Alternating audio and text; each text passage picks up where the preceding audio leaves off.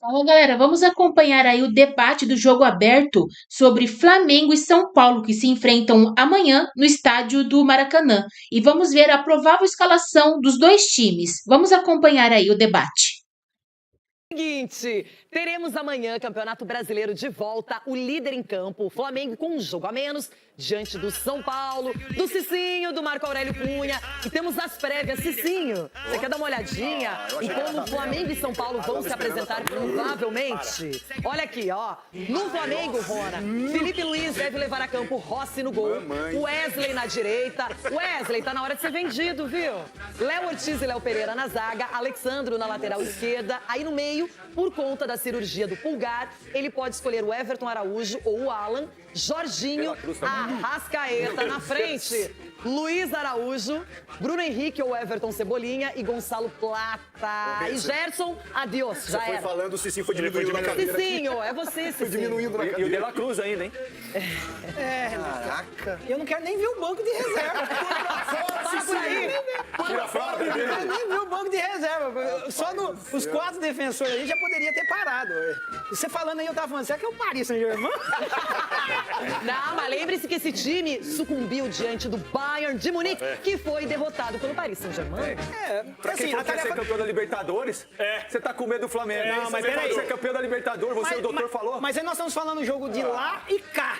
Lá e cá. E é um jogo só, então o São Paulo... E é um jogo só no Rio de Janeiro. É um jogo só no Rio de Janeiro, voltando. O Flamengo, apesar de ter perdido pro Bayern de Munique, mas tá com aquela confiança, porque fez uma competição legal e o São Paulo tava de fé. A gente descansou. Os últimos 3 jogos do Campeonato Brasileiro, o São Paulo perdeu pro Bahia, Mirassol e Vasco. E 2 desses foi em casa. Por isso que demitiu Então, o como ter confiança? Então aqui é uma palavra de São Paulino, torcedor, que vai torcer muito no São Paulo, mas a tarefa é muito Se o difícil. Flamengo golear, o Crespo já balança? Eita, que isso? Não, balançar não balança não. Ui. Ele balança, mas quando você olha esse time do Flamengo, como você imagina o contraveneno do São Paulo?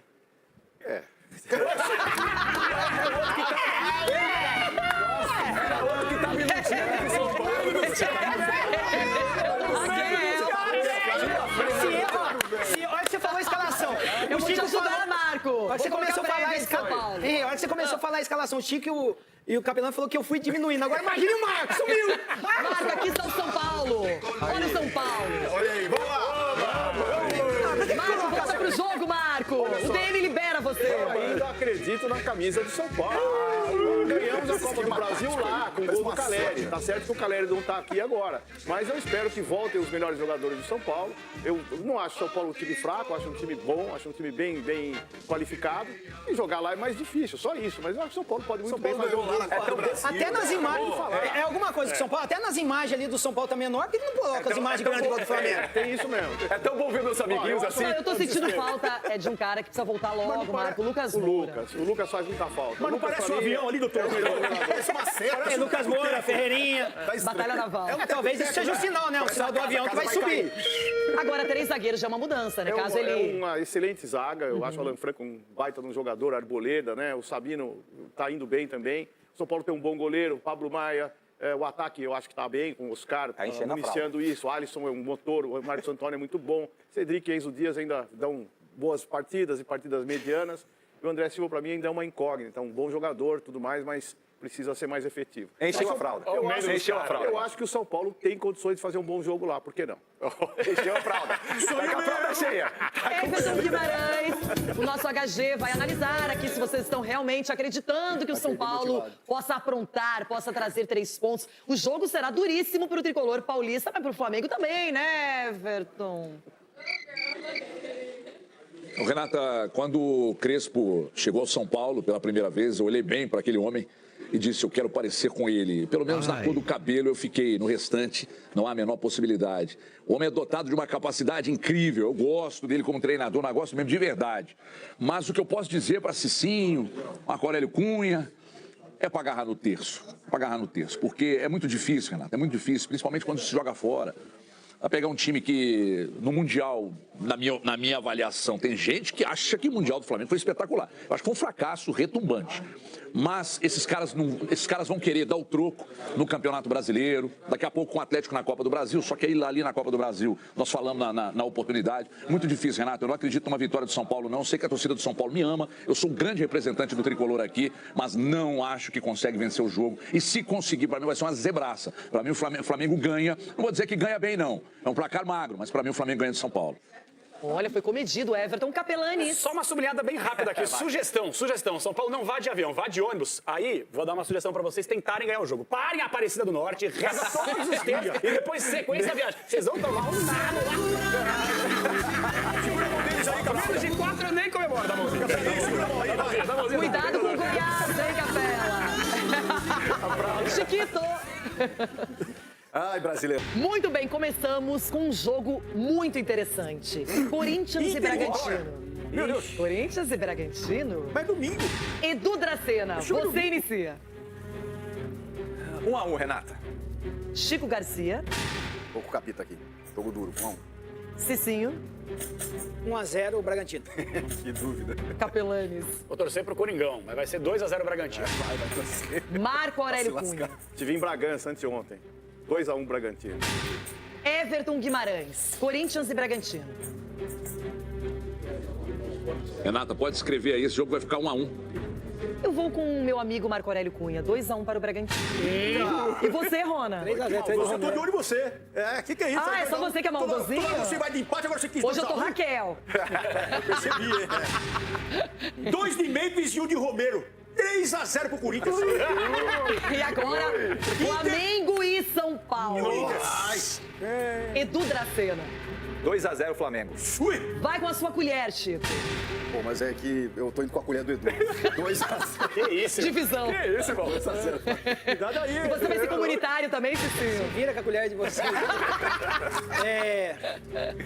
Com muita oração e dedicação dos jogadores. 1-0 tricolor! 1-0 tricolor! Everton Guimarães com a colher de pau mineira.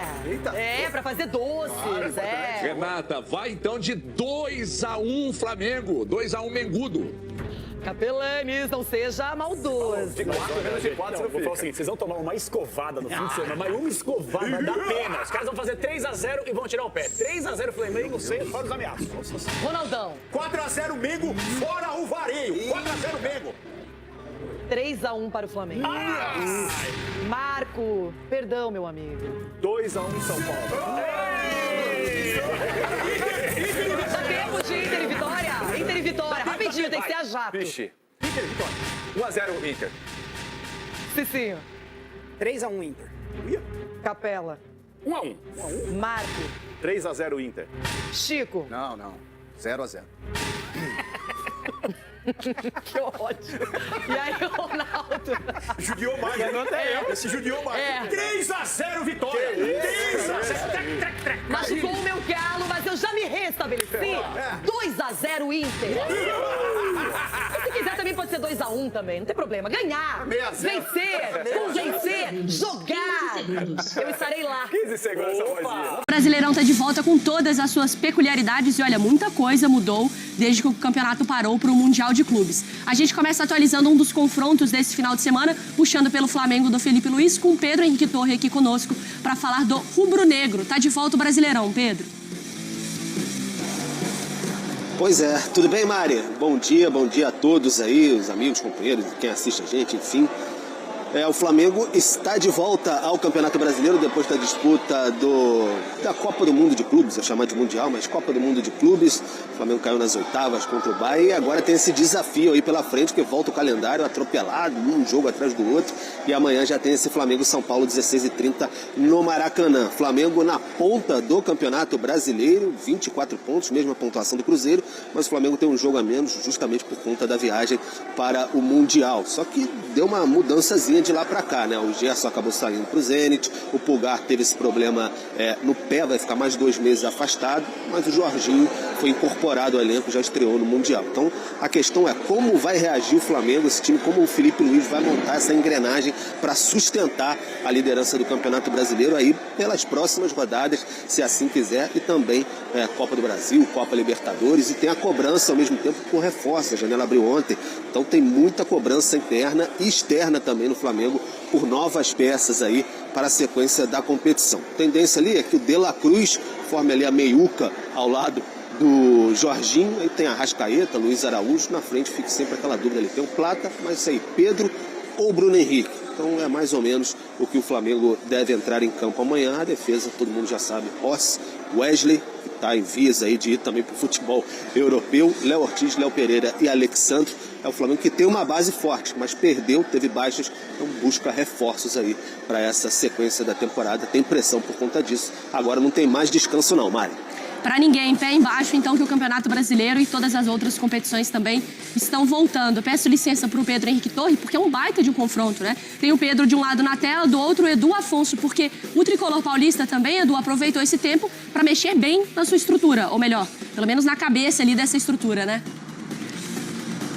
É isso, Mari, tudo bem contigo? Bom dia ao Jailson, ao Dom, que é o fã de esportes. Vamos imaginar, o Campeonato Brasileiro parou há tanto tempo, eram 3 derrotas seguidas e 2 no Morumbis.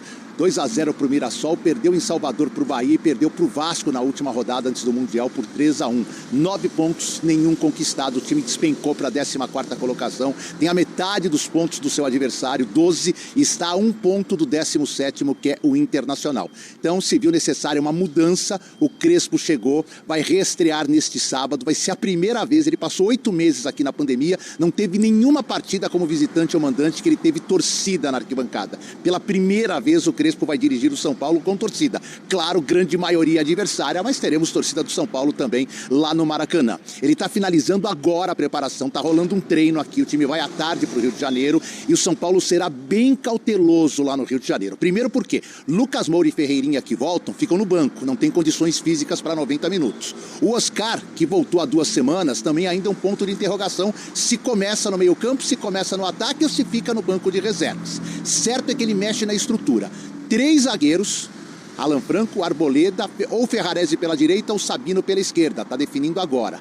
3 possíveis volantes, Marcos Antônio, que voltou do DM, Bobadilha e Alisson, e poucos atacantes. O São Paulo será um time cauteloso nesta retomada do Campeonato Brasileiro lá no Maracanã. O Lucas Ferreira está fazendo um teste para saber se viaja, é difícil que viaje, e o São Paulo está no mercado procurando reforços para que o Crespo não tenha que jogar tão cautelosamente no restante da temporada. Por exemplo, o Gonçalo Tapia está muito próximo de ser anunciado, deve acontecer ainda hoje. Virá por 12 meses do River Plate, teve uma campanha péssima no River, 7 jogos, nenhuma assistência, nenhum gol, foi muito mal, por isso está chegando por empréstimo com opção de mais 6 meses e aí direito de compra na base dos 2 milhões de reais. Além disso, o São Paulo está procurando no mercado um lateral direito, também um zagueiro para substituir as saídas de Igor Vinícius e Juan, e quem sabe se sobrar dinheiro, e aqui não costuma sobrar muito, Mari, um meio-campista. É um São Paulo com uma comissão técnica totalmente diferente.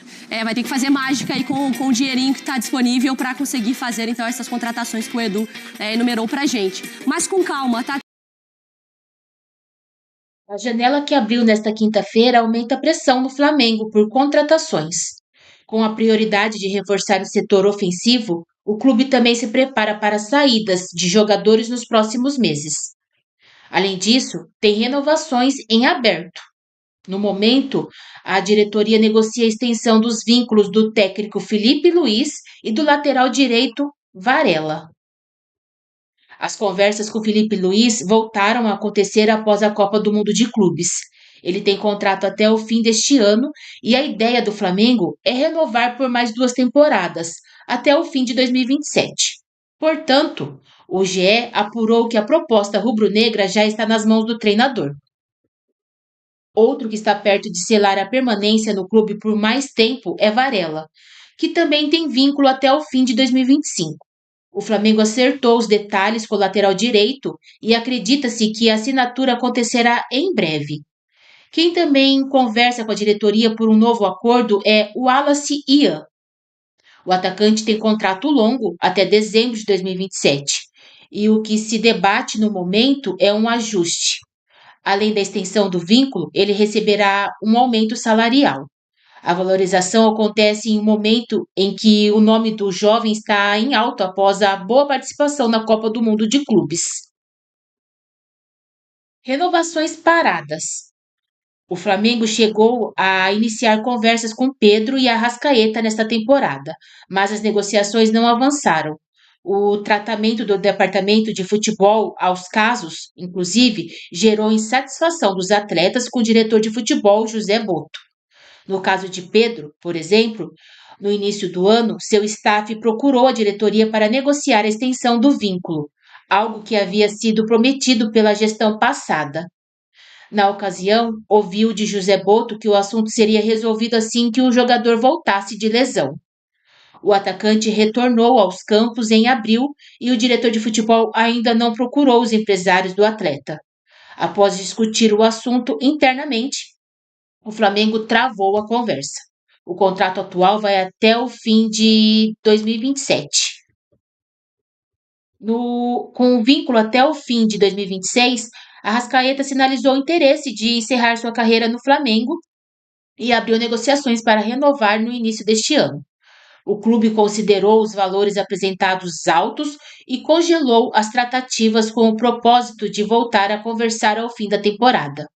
A ideia inicial era resolver a renovação logo após a Copa do Mundo de Clubes, mas a condução do processo afastou uma resolução e deixou a relação mais fria.